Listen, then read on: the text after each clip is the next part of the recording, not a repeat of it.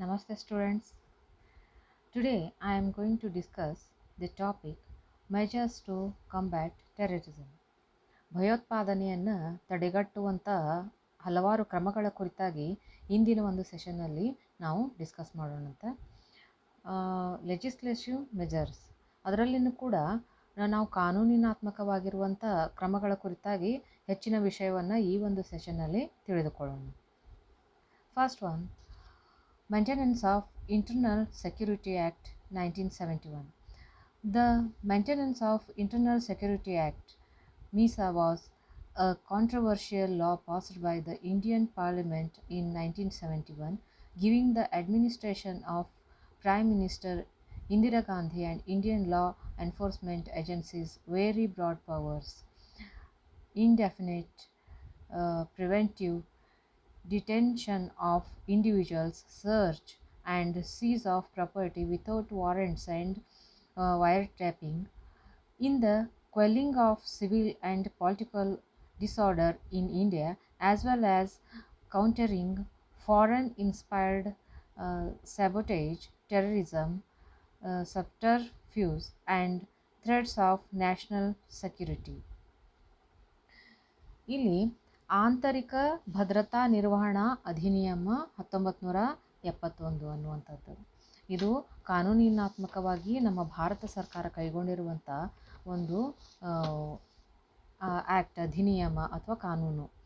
ಇದು ಭಾರತದ ಲೋಕಸಭೆಯಿಂದ 1971ರಲ್ಲಿ ಪ್ರಧಾನಿ ಇಂದಿರಾ ಗಾಂಧಿಯವರ ಆಡಳಿತ ಅವಧಿಯಲ್ಲಿ ಅನುಮೋದಿಸಲ್ಪಟ್ಟ ವಿಶಾಲವಾದ ಅಧಿಕಾರಗಳನ್ನು ಇದು ನೀಡಿರುವಂಥದ್ದು. ಭಾರತದ ನಾಗರಿಕ ಹಾಗೂ ರಾಜಕೀಯ ಅಸ್ವಸ್ಥತೆಯನ್ನು ತಡೆಗಟ್ಟುವ ಸಲುವಾಗಿ ಹಾಗೂ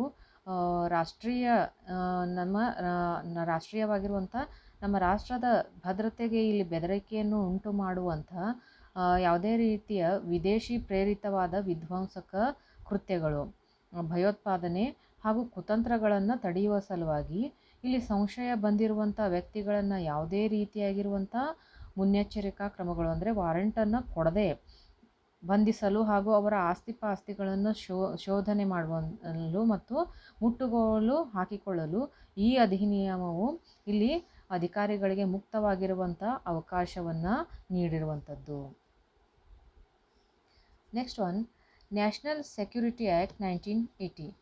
The National Security Act of 1980 is an act of the Indian Parliament promulgated on 23rd September 1980, whose purpose is to provide for preventive detention in certain cases and for matters connected therewith.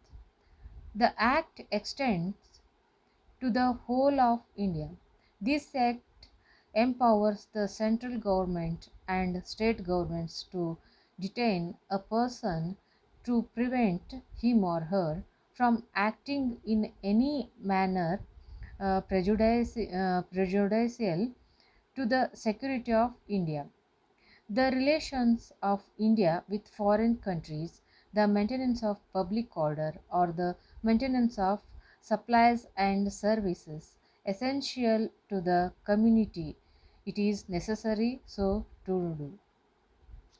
ಇಲ್ಲಿ ರಾಷ್ಟ್ರೀಯ ಭದ್ರತಾ ಅಧಿನಿಯಮ 1980 September 23, 1980ರಂದು ಭಾರತದ ಲೋಕಸಭೆಯಿಂದ ಅನುಮೋದಿಸಲ್ಪಟ್ಟ ರಾಷ್ಟ್ರೀಯ ಭದ್ರತಾ ಅಧಿನಿಯಮ ಈ ವಿಷಯಕ್ಕೆ ಸಂಬಂಧಿಸಿದಂತೆ ಮುನ್ನೆಚ್ಚರಿಕೆ ಆರೋಪಿಗಳನ್ನು ಬಂಧನದಲ್ಲಿಡುವಂಥ ಕ್ರಮದ ಬಗ್ಗೆ ಇದು ಸೂಚನೆಯನ್ನು ಮಾಡುತ್ತದೆ.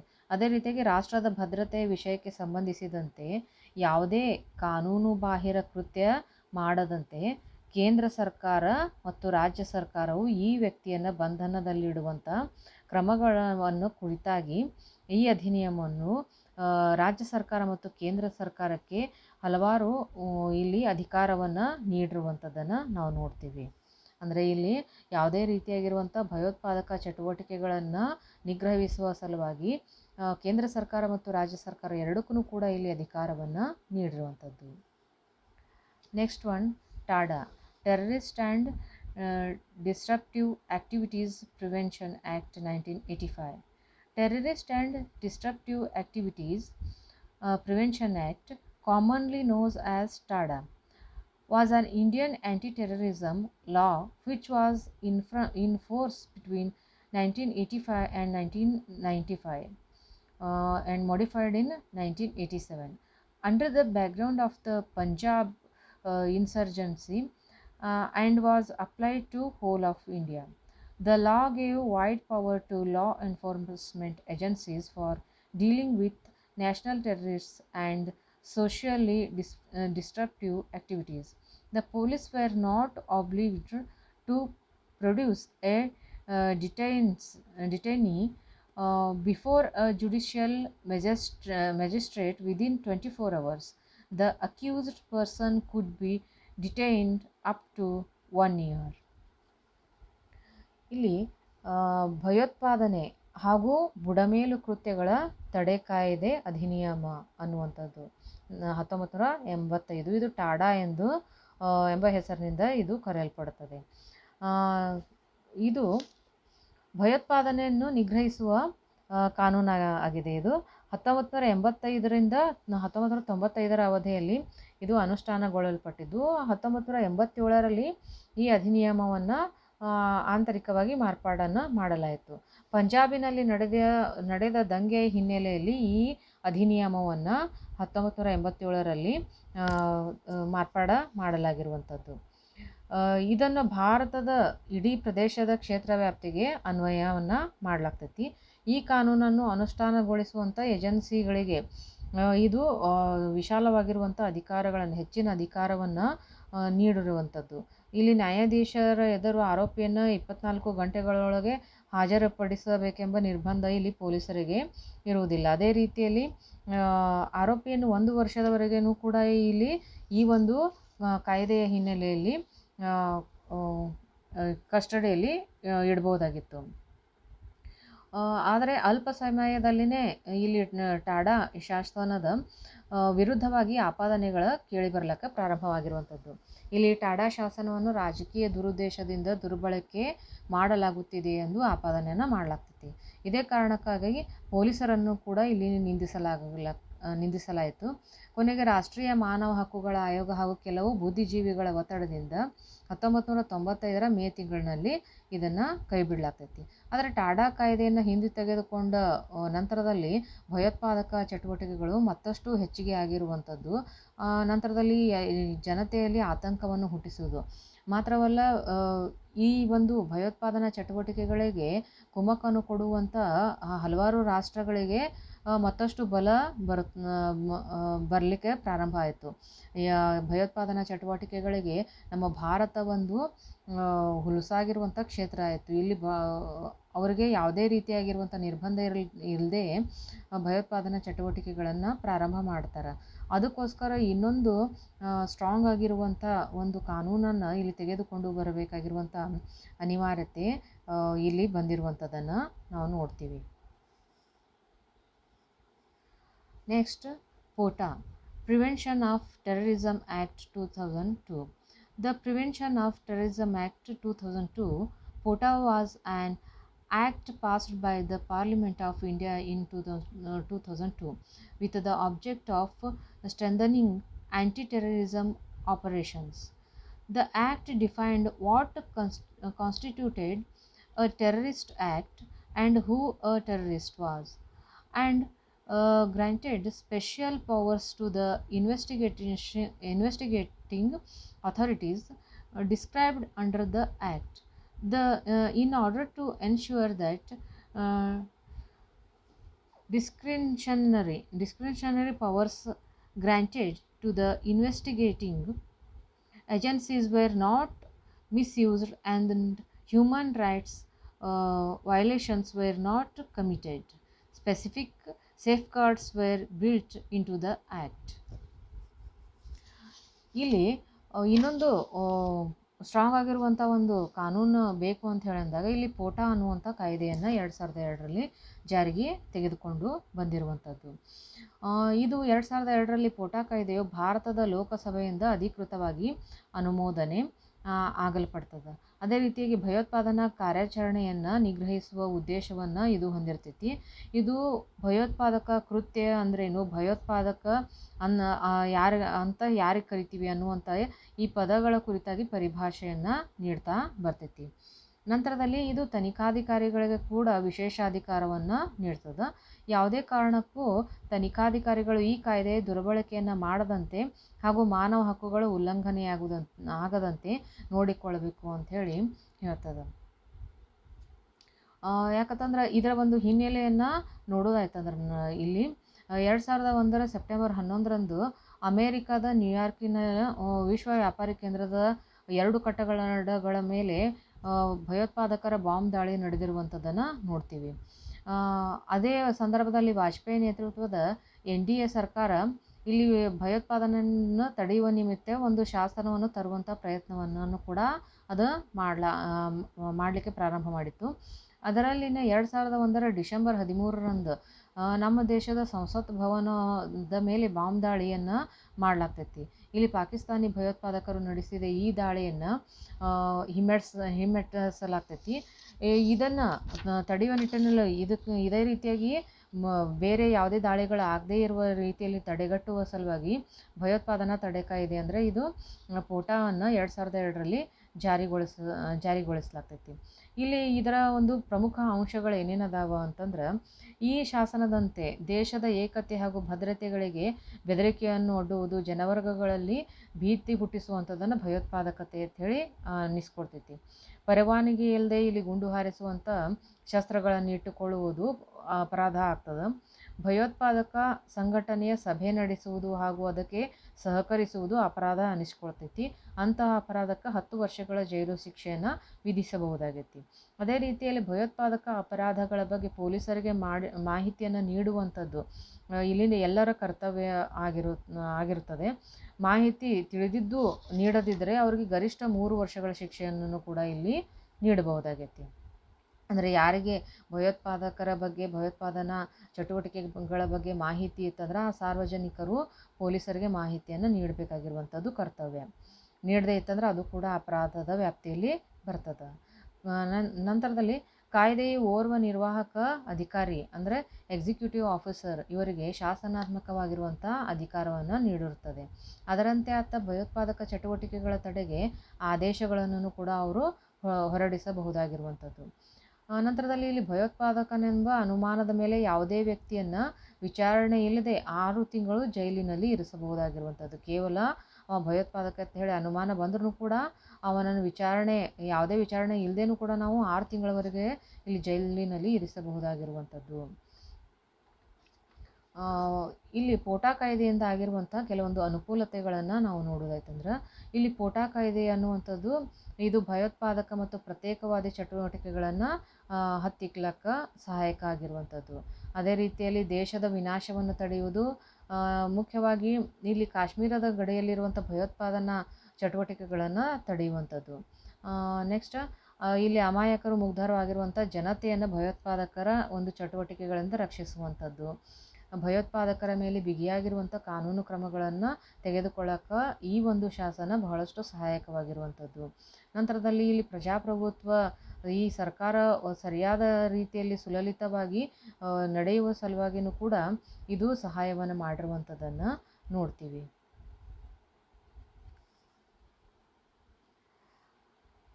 Next one, National Investigation Agency, NIA. It is a new federal agency approved by the Indian government to combat terror in India. The agency is empowered to deal with terror-related crimes across states without special permission from the states. NIA works according to National Investigation Agency Act 2008. ಇಲ್ಲಿ ರಾಷ್ಟ್ರೀಯ ತನಿಖಾ ಸಂಸ್ಥೆ ಅನ್ನುವಂಥದ್ದು NIA ಒಂದು ಹೊಸದಾದ ಸಂಸ್ಥೆಯಾಗಿದ್ದು, ಇದು ಭಾರತ ಸರ್ಕಾರದಿಂದ ಭಾರತದಲ್ಲಿ ಭಯೋತ್ಪಾದಕತೆಯನ್ನು ಹತ್ತಿಕ್ಕುವಂತೆ ಮಾಡಲು ಇದು ಅನುಮೋದಿಸಲ್ಪಟ್ಟ ಏಕೈಕ ಸಂಸ್ಥೆಯಾಗಿದೆ. ಇದು ಯಾವುದೇ ರಾಜ್ಯದ ಪೂರ್ವಾನುಮತಿ ಇಲ್ಲದೆ ಯಾವುದೇ ರಾಜ್ಯದಲ್ಲಿ ಭಯೋತ್ಪಾದನೆಗೆ ಸಂಬಂಧಿಸಿದ ಅಪರಾಧಗಳನ್ನು ವಿಚಾರಣೆ ಮಾಡಲು ಇದು ಅಧಿಕಾರವನ್ನು ಪಡೆದುಕೊಂಡಿದೆ. ರಾಷ್ಟ್ರೀಯ ತನಿಖಾ ಸಂಸ್ಥೆ ಅಧಿನಿಯಮ 2008ರ ಕಾಯ್ದೆಗೆ ಪೂರಕವಾಗಿ ಅದರ ಅಡಿಯಲ್ಲಿ ಇದು ರಾಷ್ಟ್ರೀಯ ತನಿಖಾ ಸಂಸ್ಥೆ ತನ್ನ ಕಾರ್ಯವನ್ನು ಮಾಡ್ತಾ ಬಂದಿರುವಂಥದ್ದನ್ನು ನೋಡ್ತೀವಿ. ನಂತರದಲ್ಲಿ ಇವದಷ್ಟೇ ಅಲ್ಲದೆ ಇನ್ನೂ ಕೆಲವೊಂದಿಷ್ಟು ಇವು ಎಲ್ಲ ಕಾನೂನಿನಾತ್ಮಕವಾಗಿರುವಂಥ ಕ್ರಮಗಳಾಯಿತು. ಇನ್ನು ಕಾನೂನೇತರ ಕ್ರಮಗಳನ್ನು ಕೂಡ ಕೆಲವೊಂದಿಷ್ಟನ್ನು ನಾವು ನೋಡ್ತಾ ಹೋಗೋಣಂತ. ಅಂದರೆ ಕಾನೂನೇತರ ಕ್ರಮ, ಕಾನೂನು ಇಲ್ಲದೇ ಕೆಲವೊಂದಿಷ್ಟು ನಾವು ಸಾಮಾನ್ಯವಾಗಿರುವಂಥ ಕೆಲವೊಂದಿಷ್ಟು ಕ್ರಮಗಳನ್ನು ಕೈಗೊಳ್ಳುವುದರ ಮುಖಾಂತರ ಈ ಭಯೋತ್ಪಾದನಾ ಚಟುವಟಿಕೆಗಳನ್ನು ಎಷ್ಟೋ ಮಟ್ಟಿಗೆ ನಾವು ತಗ್ಗಿಸಲಿಕ್ಕೆ ಸಾಧ್ಯತೆ ಇರುವಂಥದ್ದು. ಅಲ್ಲಿ ಒಂದೇದಂತಂದರೆ ಸಾಮಾಜಿಕ ನ್ಯಾಯ ಹಾಗೂ ಮೂಲಭೂತ ಆರ್ಥಿಕ ಅಗತ್ಯಗಳ ಪೂರೈಕೆ. ಯಾಕಂತಂದರೆ ಬಡತನ, ಹಸಿವು, ನಿರುದ್ಯೋಗ, ಶೋಷಣೆ, ಅನಾರೋಗ್ಯ, ಸಾಮಾಜಿಕ ದೌರ್ಜನ್ಯ, ಇಂಥ ಮುಂತಾದ ಸಾಮಾಜಿಕ ಅನ್ಯಾಯಕರವಾಗಿರುವಂಥ ಕ್ರಮಗಳು, ನಂತರದಲ್ಲಿ ಆರ್ಥಿಕ ಅಗತ್ಯಗಳು ಸರಿಯಾದ ರೀತಿಯಲ್ಲಿ ಪೂರೈಕೆ ಆಗದೇ ಇದ್ದಾಗ ಎಷ್ಟೋ ಮಂದಿ ಯುವಕರು ಇಲ್ಲಿ ಭಯೋತ್ಪಾದನೆಗೆ ತಳ್ಳಲ್ಪಡುತ್ತಾರೆ. ಅಲ್ಲಿ ನಕ್ಸಲೀಯ ಚಟುವಟಿಕೆಗಳು ಪ್ರಾರಂಭ ಆಗುವಂಥದ್ದು. ಅದಕ್ಕೆ ಈ ರೀತಿಯಾಗಿರುವಂಥ ಪರಿಸ್ಥಿತಿಗಳು ಬರದೇ ಇರುವ ರೀತಿಯಲ್ಲಿ ಮೊದಲೇ ನಾವು ಕೆಲವೊಂದಿಷ್ಟು ಕ್ರಮಗಳನ್ನು ಇಲ್ಲಿ ಕೈಗೊಳ್ಳಬೇಕಾಗಿರುವಂಥದ್ದು.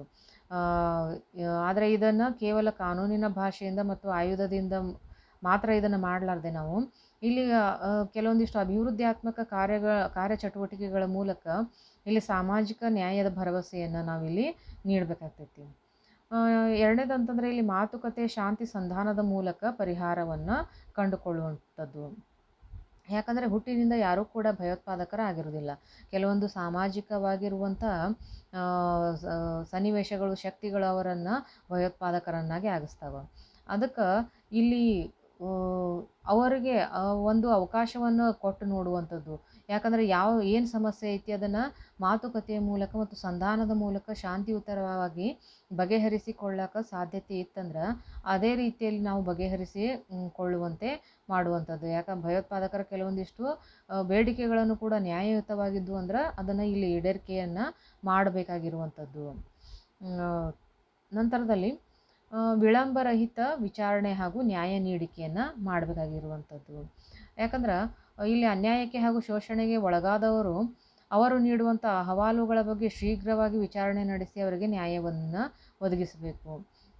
ಯಾಕಂದರೆ ಇದರಿಂದಾಗಿ ಕಾನೂನು ವ್ಯವಸ್ಥೆಯ ಬಗೆಗೆ ನಂಬಿಕೆ ಬಲವಾಗಿ ಭಯೋತ್ಪಾದಕ ವರ್ಗಕ್ಕೆ ಅವರು ಕಾಲು ಇರಿಸುವಂಥದ್ದು ಇಲ್ಲಿ ತಪ್ಪಿಸಬಹುದಾಗುತ್ತೆ. ಎರಡನೇದಾಗಿ ಭಯೋತ್ಪಾದನೆಯಲ್ಲಿ ತೊಡಗಿರೋರ ಕುರಿತಾಗಿ ವಿಚಾರಣೆಯನ್ನು ಭರದಿಂದ ನಡೆಸಿತ್ತಂದ್ರೆ ತಪ್ಪಿತಸ್ಥರಿಗೆ ತಕ್ಷಣವೇ ದಂಡನೆ ಸಿಗ್ತೈತಿ. ಅದೇ ರೀತಿಯಾಗಿ ಮುಗ್ಧರು ಹಾಗೂ ಅಮಾಯಕರನ್ನು ಬಿಡುಗಡೆಗೊಳಿಸ್ಲಾಕೂ ಕೂಡ ಇಲ್ಲಿ ಸಹಾಯಕ ಆಗುವಂಥದ್ದು. ಎಷ್ಟು ಈ ಒಂದು ನ್ಯಾಯ ನೀಡಿಕೆ ಅನ್ನುವಂಥದ್ದು ಲೇಟ್ ಆಗ್ತಾ ಹೋಗ್ತೈತಿ, ಅಲ್ಲಿ ಭಯೋತ್ಪಾದನಾ ಚಟುವಟಿಕೆಗಳನ್ನು ಕೂಡ ಹೆಚ್ಚುವಂಥದ್ದನ್ನು ನಾವು ನೋಡ್ತೀವಿ. ನಾಲ್ಕನೇದಾಗಿ ಪೊಲೀಸು ಹಾಗೂ ಸೈನಿಕ ಪಡೆಯನ್ನು ಸನ್ನದ್ಧಗೊಳಿಸುವುದು. ಜಗತ್ತಿನ ಎಲ್ಲ ಕಡೆ ಭಯೋತ್ಪಾದಕರು ಈಗ ಅದನ್ನ ಆಧುನಿಕವಾಗಿರುವಂಥ ಶಸ್ತ್ರಾಸ್ತ್ರಗಳನ್ನೆಲ್ಲ ಬಳಕೆ ಮಾಡ್ತಾ ಇರುವಂಥದ್ದು ನಮಗೆ ಕಂಡು ಬರ್ತಾ ಇದೆ. ಇಂಥವರನ್ನು ಸದೆ ಬಡಿಬೇಕಾದ್ರೆ ನಮ್ಮ ಪೊಲೀಸರು ಹಾಗೂ ಸೈನಿಕ ಪಡೆಗಳಿಗೂ ಕೂಡ ಒಂದು ಉತ್ಕೃಷ್ಟವಾದ ಮಾದರಿಯ ಆಧುನಿಕ ಶಸ್ತ್ರಾಸ್ತ್ರಗಳ ಲಭ್ಯತೆಯನ್ನು ಇಲ್ಲಿ ಪೂರೈಕೆ ಅದನ್ನು ಮಾಡಲೇಬೇಕಾಗಿರುವಂಥ ಅನಿವಾರ್ಯತೆ ಆಗೈತಿ. ಅದಕ್ಕೋಸ್ಕರ ಇಲ್ಲಿ ಸರ್ಕಾರ ಕ್ರಮಗಳನ್ನು ಕೈಗೊಳ್ಳಬೇಕಾಗಿರುವಂಥದ್ದು ಅಗತ್ಯವಾಗಿರುವಂಥದ್ದು. ನೆಕ್ಸ್ಟ್, ಭಯೋತ್ಪಾದನೆ ವಿರುದ್ಧ ಜನಾಭಿಪ್ರಾಯ ಕ್ರೋಢೀಕರಿಸಲು ಬುದ್ಧಿಜೀವಿಗಳು ಹಾಗೂ ಮಾಧ್ಯಮಗಳ ಒಂದು ಪಾತ್ರವನ್ನು ಇಲ್ಲಿ ತೆಗೆದುಕೊಳ್ಳುವಂಥದ್ದು. ಯಾಕಂತಂದ್ರೆ ಇಲ್ಲಿ ಜನರ ಒಂದು ಅಭಿಪ್ರಾಯಗಳು ಬದಲಾಗದೆ ಜನರ ಒಂದು ಮನಸ್ಸಿನಲ್ಲಿ ಆ ಒಂದು ಭಯೋತ್ಪಾದನೆ ವಿರುದ್ಧವಾಗಿರುವಂಥ ವಿಚಾರ ಬರದೇ ಇತ್ತಂದ್ರೆ ಅವರನ್ನು ಸದೆ ಬಡಿಲಾಕ ಸಾಧ್ಯತೆ ಆಗೋದಿಲ್ಲ. ಯಾಕಂತಂದ್ರೆ ಜನರೇ ಅವರಿಗೆ ಬೆಂಬಲವನ್ನು ಕೊಡ್ಲಿಕ್ಕಂದ್ರೆ ಅದೇ ರೀತಿಯಲ್ಲಿ ಯಾವುದೇ ಒಂದು ಧರ್ಮ ಅಥವಾ ಪೊಲಿಟಿಕಲ್ ಪಾರ್ಟೀಸ್ ಅವ್ರಿಗೆ ಬೆಂಬಲವನ್ನು ಕೊಡ್ಲಿಕ್ಕಂದ್ರೆ ಅವರು ಇಷ್ಟೊಂದು ಸ್ಟ್ರಾಂಗಾಗಿ ನಿಂದಿರ್ಲಾಕ ಸಾಧ್ಯತೆ ಆಗೋದಿಲ್ಲ.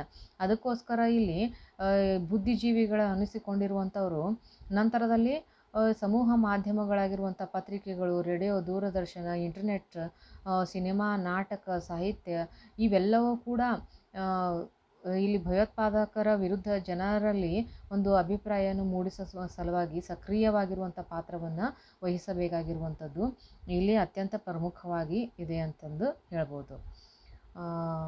ನೋಡಿ ವಿದ್ಯಾರ್ಥಿಗಳೇ, ಇಷ್ಟೆಲ್ಲನೂ ಕೂಡ ನಾವು ಈ ಒಂದು ಸೆಷನ್ನಲ್ಲಿ ಭಯೋತ್ಪಾದನೆಯನ್ನು ತಡೆಗಟ್ಟುವ ಸಲುವಾಗಿ ಇರುವಂಥ ಕಾನೂನಿನ ಕ್ರಮಗಳು ಮತ್ತು ಅದೇ ರೀತಿಯಾಗಿ ಕೆಲವೊಂದಿಷ್ಟು ಕಾನೂನೇತರವಾಗಿರುವಂಥ ಕ್ರಮಗಳು, ಈ ಎರಡವನ್ನು ಕುರಿತು ನೋಡಿದ್ವಿ.